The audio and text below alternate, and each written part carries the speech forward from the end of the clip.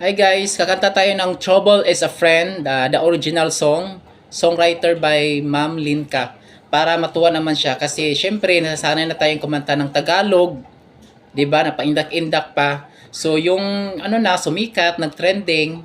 So yung original song natatakpan na. Kaya ngayon, ang kakantahin natin English naman para naman matuwa si Ma'am Linka na sinusuportahan natin yung ah, song niya, original. Ayan. So, try natin kantahan kung kaya natin, guys. So, go!